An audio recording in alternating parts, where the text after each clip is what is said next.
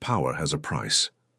Kwon Jae-in learned that lesson long before his 29th birthday arrived on a cold Seattle night. As the second-generation head of the organization controlling the city's port operations, he commanded respect through silence and fear through reputation. His neck bore the weight of tradition. Korean characters spelling honor and power inked permanently into his skin, a reminder of the legacy his father built and the empire he now protected. But tonight, standing outside Busan Harbor Restaurant in Pioneer Square, Jae-in faced something money couldn't buy and power couldn't command. Entry into a dining room under rival surveillance. Going inside meant exposure. Staying outside meant admitting limitation. In the kitchen beyond those walls, Ariel Moore scrubbed her third stockpot of the evening. Her hands raw from hot water and her limp more pronounced after 10 hours on her feet. She'd learned to survive by staying invisible. Just another face in the back. Another widow trying to make rent in her grandmother's old Capitol Hill apartment. Neither knew that a simple reservation error would forge a connection dangerous enough to change everything. What happens when the man who controls everything meets the woman who expects nothing? The reservation system crashed at 7:43 p.m., exactly 17 minutes before Kwon Jae-in's arrival. Mrs. Park Mi-soon stood in her kitchen like a general surveying a battlefield, her severe bun pulled so tight it seemed to lift her eyebrows. The VIP section is full, the main room is compromised, and you— Her sharp gaze cut to Ariel. You will handle the man waiting by the host stand. Ariel's pulse quickened. She wasn't a server. She prepped vegetables, washed dishes, kept her head down. Mrs. Park, you don't question. You solve problems. The older woman's tone could freeze water. Go. The service corridor felt longer than usual. Ariel smoothed her simple staff shirt, suddenly conscious of the cornrows she'd hastily done that morning, the old sneakers that helped with her limp, the complete absence of anything resembling server polish.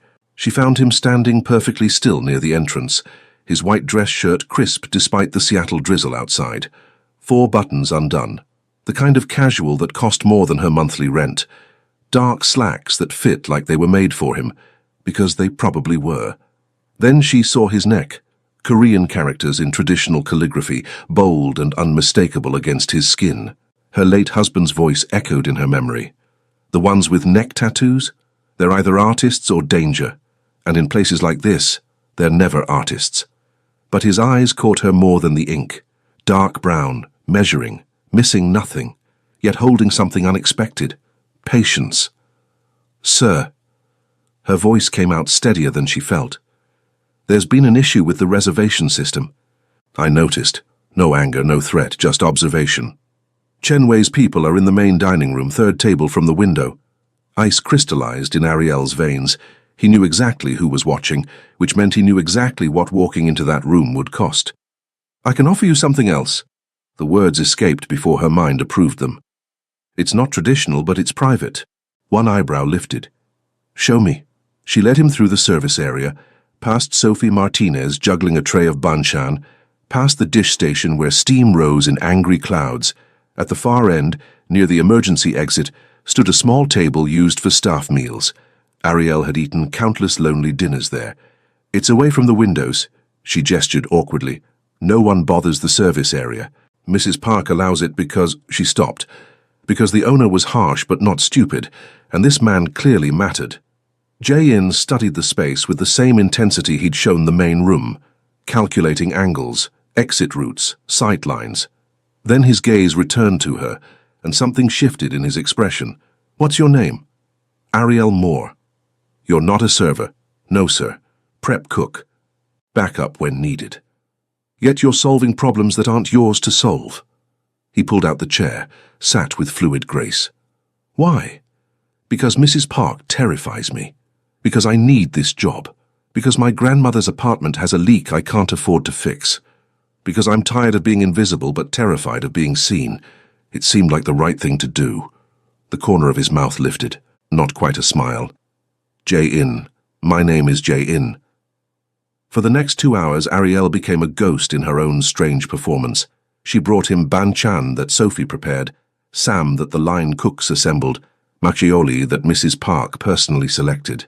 Between trips, she caught fragments of him, the way he ate slowly, mindfully, like someone who'd learned to appreciate what others took for granted. The way his fingers traced the rim of his glass when he thought. The careful way he moved, as if violence lived just beneath his skin, but discipline kept it leashed. He never asked about her limp, never questioned why a prep cook served him, never once made her feel small. "You've worked here long." His voice cut through her thoughts as she refilled his water. 8 months. Before that? Her throat tightened. "I had a different life." Understanding flickered across his features. He didn't push. "The woman who runs this kitchen, Park Mi-sun, she's not kind." "No, sir, she's not." "But she keeps you here. She keeps everyone who works hard enough." Ariel set down the pitcher. "Mrs. Park doesn't believe in kindness. She believes in earning your place." "Smart woman." Movement near the main dining room entrance pulled Jae-in's attention. Ariel followed his gaze. 3 men in expensive suits, talking too loudly, scanning the restaurant too deliberately. Jae-in's entire body language changed. Relaxation became readiness. "Ariel." "Yes."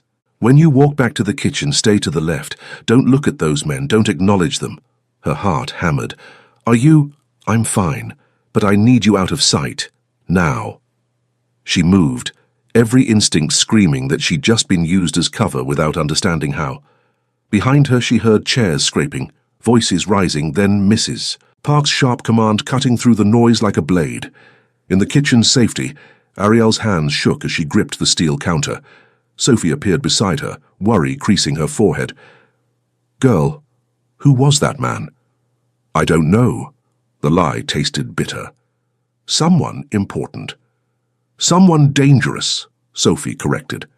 "And he looked at you like you were the only person in the room." Through the service window, Ariel watched Jae-in leave money on the table, far more than the meal cost. He didn't look back, didn't search for her, but she felt his absence like a physical thing. Mrs. Park materialized beside her, voice cold as winter. "That man will return. When he does, you will serve him again. Do you understand?" "Why me?" The older woman's expression revealed nothing. "Because for the first time in 3 years, Kwon Jae-in left this restaurant without bloodshed. And you, invisible girl, are somehow the reason." 4 days passed without a word. Ariel told herself she was relieved, told herself the knot in her stomach was just exhaustion from double shifts, told herself she didn't scan the restaurant entrance every time the door opened. She told herself many lies. "You're distracted." Mrs. Park's voice cut through Ariel's thoughts as she diced radishes with less precision than usual. "Distraction causes mistakes. Mistakes waste food. Wasted food wastes money." "Yes, Mum." "The Kwon boy has you confused." Ariel's knife stilled. Don't insult my intelligence." Mrs. Park's sharp eyes missed nothing. "He hasn't returned because he's protecting you. Men like him bring trouble. You should pray he stays away." But that night, as Ariel left through the back entrance at midnight, she found Dante, shadow cross, leaning against a black sedan, his imposing frame unmistakable even in the dim alley light. "Miss Moore." His deep voice held no threat, but no warmth either. "I'm here to ensure you get home safely. I don't need— Chen Wei's people have been asking about you." He opened the rear door. "This isn't a request." The drive to Capitol Hill took 12 minutes. Ariel spent 11 of them gripping her bag, her mind racing through explanations for something she didn't understand. "Why does Chen Wei care about me?"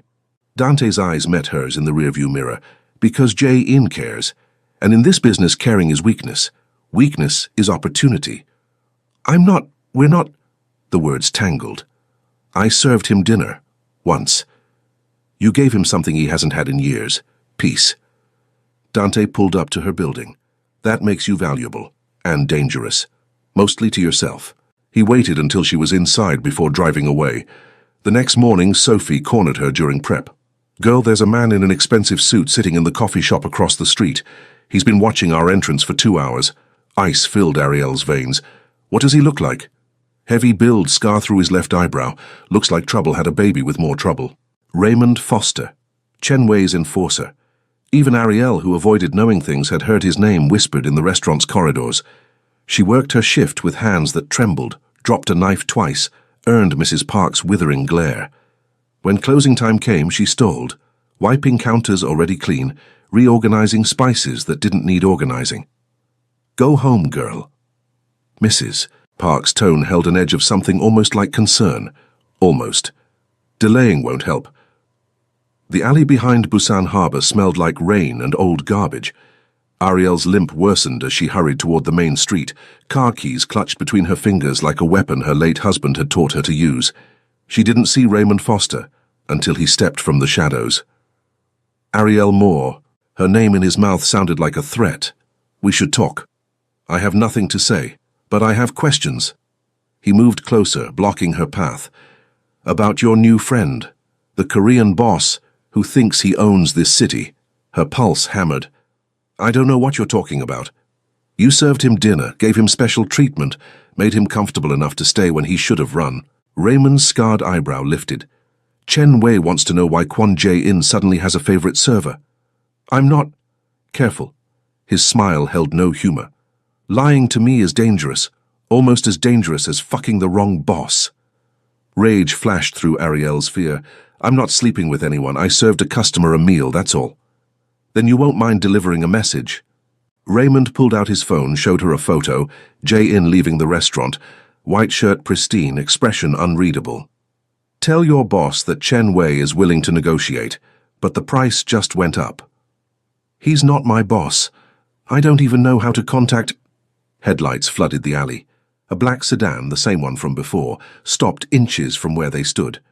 Dante emerged first, followed by David Kim, Jae-in's younger cousin, his stylish glasses reflecting the streetlights. Then Jae-in himself stepped out. The temperature seemed to drop 10 degrees. Foster. Jae-in's voice held the kind of calm that preceded violence. You're in my territory, just having a conversation. Raymond raised his hands in mock surrender. Friendly small talk. Step away from her. Or what? You'll start a war over a kitchen worker? But Raymond moved back, recognition of hierarchy overriding bravado. Chen Wei sends his regards, and his terms. Tell Chen Wei I don't negotiate with men who threaten civilians.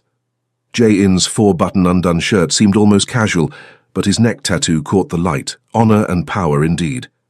And tell him if he comes near her again, negotiation ends. Raymond laughed, but there was an edge of nervousness in it. Over a girl you barely know, that's not like you, Kwon. You're usually smarter than this. Consider it a recent development. The enforcer left, but his presence lingered like smoke. Jae-in turned to Ariel. Up close, she could see the tension in his jaw, the careful control he maintained over whatever emotions burned beneath the surface. Are you hurt? She shook her head, words trapped in her throat. I'm sorry. 2 words that sounded like they cost him everything. This is my fault. I should have stayed away. Why didn't you? Her voice emerged barely above a whisper. His dark eyes searched her face. Because for the first time in 5 years, I wanted something I couldn't take, had to be given. He stepped back, creating distance that felt wrong. I'll have Dante watch your building. You're safe. But I can't. You're leaving. I'm protecting you. There's a difference. Is there? Anger finally broke through her fear. Because from where I'm standing, you used me without asking. Brought danger to my door without warning. And now you're walking away without explanation. Yes? The single word held regret and resolve in equal measure. Because men like me destroy everything we touch, and you, Ariel Moore, deserve better than destruction. He left her standing in the alley, rain beginning to fall, her heart caught between fury and something far more dangerous. Understanding. Ariel didn't sleep that night. She sat in her grandmother's old armchair, staring at the water stain on the ceiling that grew larger each month, thinking about men who wore danger like expensive cologne and women who made themselves invisible to survive. Her phone buzzed at 3 a.m., unknown number. This is Jae-in. Dante gave me your contact. I won't use it again. But I needed to say, I'm sorry. You deserved honesty from the start. Stay safe. KJ. Her fingers hovered over the keyboard for 20 minutes before she typed back, You don't get to decide what I deserve. His response came immediately. No, but I know what I'll cost you. She threw the phone across the room. The next week crawled by in a haze of kitchen routine and hyper-awareness. Dante's sedan sat outside her building each night. At the restaurant, Mrs. Park watched her with those sharp eyes but said nothing. Sophie tried to pry information with gentle questions that Ariel deflected, and Jae-in stayed away. Until he didn't. 7 days after the alley confrontation, Ariel emerged from Busan Harbor's back entrance to find him waiting. Not Dante. Not the sedan. Just Jae-in, leaning against the brick wall in that white shirt that seemed to be his signature, rain misting his dark hair. "You shouldn't be here." Her voice came out harder than intended. "I know." Chen Wei could have people watching. He does. 2 blocks east, 1 block west. Jae-in's gaze held hers. "I'm aware of my surveillance." "Then you're being reckless." Yes. The simplicity of that admission cut through her anger. "Why?" "Because staying away didn't make you safer. It just made me a coward." He pushed off the wall, hands in his pockets, a gesture so normal it seemed wrong on him. "Chen Wei knows about you regardless. Dante reports that Foster's been asking questions at your building. The damage is done. So what? You're here to, what? Apologize again? No. I'm here to give you a choice I should have offered from the start." His jaw tightened. "You can walk away. I'll ensure you're protected. Get you a new job in a different part of the city. Help you relocate if needed. Chen Wei will lose interest once you're clearly not connected to me," Ariel's heart hammered. Or you can let me be honest about what this is." He took 1 step closer, close enough that she could see the raindrops caught in his hair, the faint scar above his left eyebrow. "I can't promise safety. I can't promise normal. What I can promise is that if you choose to know me, really know me, I won't lie to you, I won't use you, and I won't walk away when things get dangerous. They're already dangerous. They'll get worse. No sugarcoating, no false comfort. My world doesn't have happy endings, Ariel. It has survival. Sometimes." She should say no. Every rational cell in her body screamed to take the out he was offering. A new job? A fresh start? Safety? But safety was what she'd had with James. Good, kind James, who died on a random Tuesday when a drunk driver ran a red light. Safety was an illusion she'd already paid for. "What do you want from me?" Jae-in's expression shifted, vulnerability flickering across features usually so controlled. "Everything I have no right to ask for. Your time, your company. The way you see me like I'm just a man instead of a title or a threat." He exhaled. "I want to know why you limp. What makes you smile? Whether you like your coffee black or sweet, I want—" He stopped, seeming to catch himself. "I want things I gave up wanting years ago. I limp because I broke my ankle running from a man who thought my husband owed him money." The words came out flat, factual. "I smile when people don't expect me to. My coffee is black because my grandmother said sugar was for people with easier lives." She stepped closer, closing the distance he'd maintained. "And I stopped wanting things too, until you sat at that table and looked at me like I mattered." "You do matter." "To who?" "A mafia boss who controls ports and breaks laws." But there was no judgment in her tone, only exhaustion with pretense. "I'm not naive, Jae-in. I know what you are, what you do." "Then you know I'm poison." "Maybe." She tilted her head, studying the Korean characters on his neck, honor and power forever marked. "But I've been invisible for 8 months, dead inside for longer. If spending time with you means being seen again, even if it's dangerous," her voice caught, "I'm tired of being safe and alone. Ariel." "I'm not asking for promises. I'm not asking for forever." She held his gaze. "But if you're offering honesty, then be honest. Do you want me to walk away?" The silence stretched between them, heavy with rain and possibility and danger. "No." The word came out rough, raw. "I want you to stay. God help us both. I want you to stay." She reached for his hand, the first time she'd touched him deliberately. His fingers were warm, calloused in unexpected places, steady despite the tension in his frame. "Then I'm staying, on one condition." His thumb traced circles on her palm. "Name it." "No more deciding what's best for me without asking. No more walking away to protect me from choices I'm capable of making myself." Her grandmother's voice echoed in her memory. "Never let a man carry your strength for you, baby girl. Not even the good ones. I'm not fragile, I'm not helpless, and I'm not a problem you solve." "No." His free hand lifted to cup her face, the gesture achingly gentle from a man capable of terrible violence. "You're the woman who gave me peace in the middle of war, and if you'll let me, I'd like to know what that feels like again." She kissed him, not gentle, not soft, but honest. As honest as the rain soaking through their clothes and the danger waiting in every shadow. When they broke apart, both breathing hard, Jae-in rested his forehead against hers. "This is a mistake," he whispered. "Probably." She smiled, really smiled, for the first time in months. "But it's my mistake to make." Dating a Mafia boss, Ariel discovered, involved a lot of waiting. Waiting for him to finish meetings she couldn't attend. Waiting for texts that confirmed he was alive, waiting for the nights when he could slip away from obligations and danger to sit with her in the kitchen after Busan Harbor closed, eating leftover banchan and talking about everything except what he did in the hours between. 3 weeks into whatever they were building, Jae-in took her to his penthouse in Pioneer Square. The space was minimalist, expensive furniture that looked unused, windows overlooking Elliott Bay, abstract art that probably cost more than her car. But what caught her attention was the bookshelf, Korean language learning books, well-worn English translations of Korean literature, a photo of a stern-faced older man she recognized as his father. "You're trying to maintain the language." She ran her fingers along the spines. "My father spoke it fluently. I understand more than I speak." Jae-in stood by the window, silhouetted against the city lights. "He wanted me to honor where we came from, even while building something here." "Do you honor it?" "I honor the family, the responsibility." He turned to face her. "Whether I honor the methods, that's more complicated." She'd learned that about him over these weeks. The constant tension between duty and desire, legacy and choice, the man he was supposed to be and the man he wanted to become. "Your father built this empire for you. He built it for survival. In his generation, you fought or you died. There was no middle ground." Jae-in's expression hardened. "But I'm second generation, born here.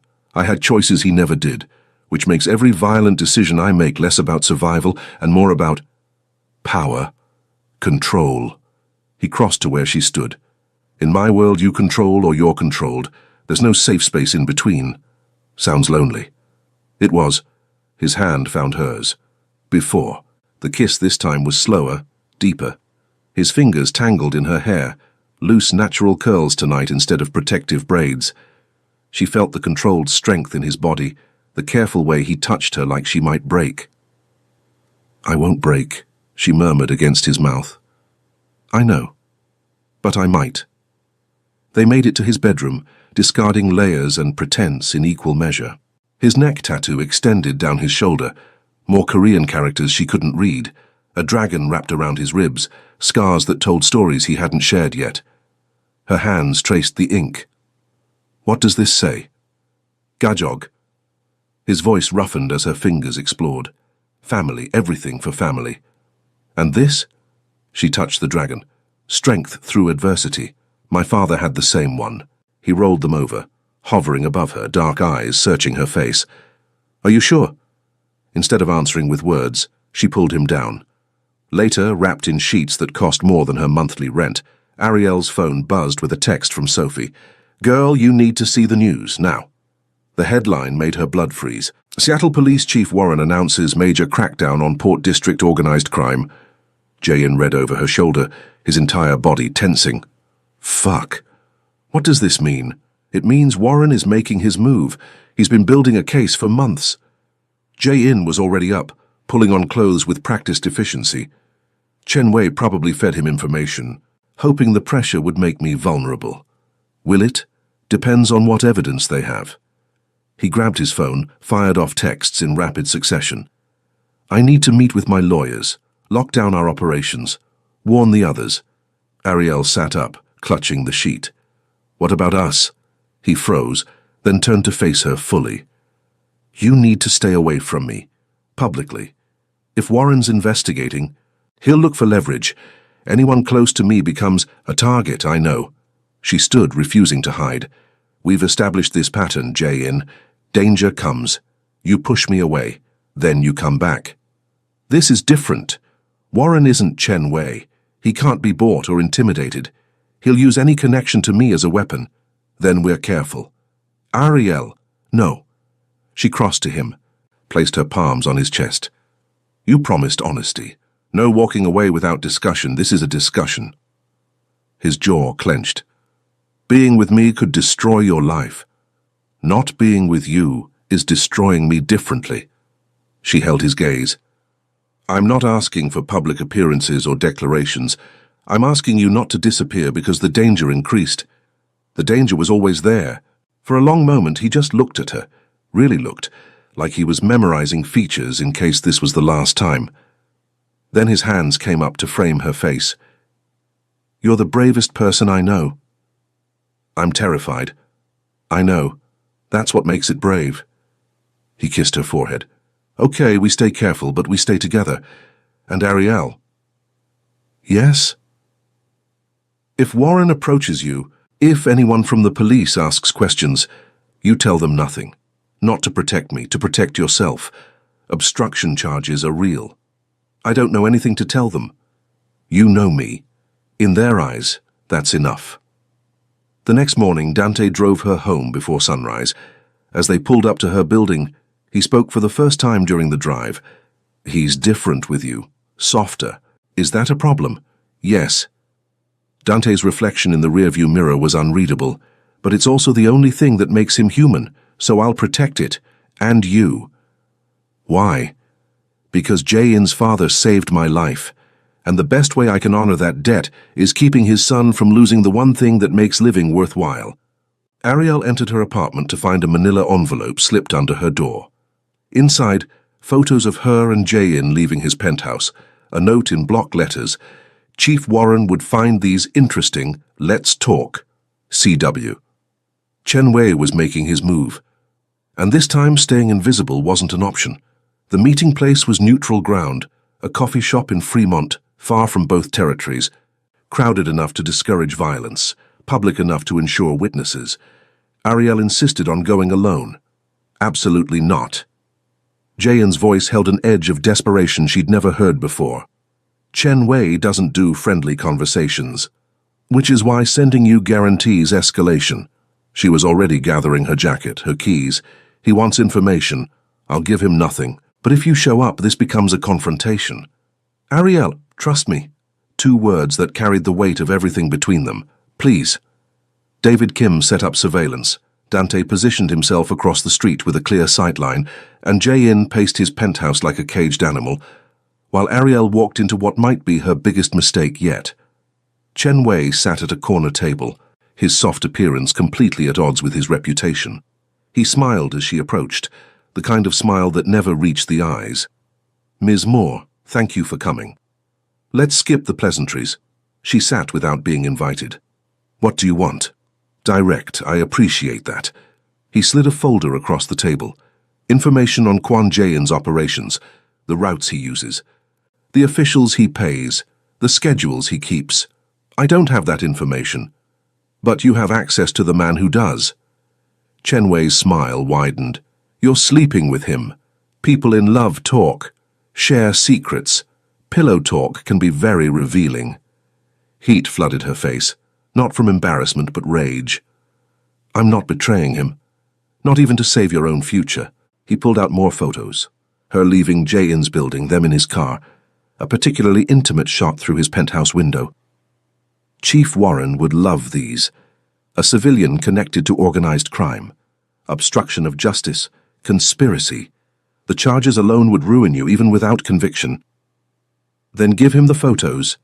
Chen Wei's smile faltered. You're not taking this seriously. I'm taking it very seriously. Ariel leaned forward. You're threatening me to get leverage over Jae-in, but here's what you don't understand. I've already lost everything that mattered. My husband, my grandmother, my privacy, my invisibility. She held his gaze. What you're offering, ruin, is just another version of what I've already survived. Brave words from a woman who limps. I limp because someone like you thought they could scare me through pain. Her voice didn't waver. It didn't work then either. For the first time, uncertainty crossed Chen Wei's features.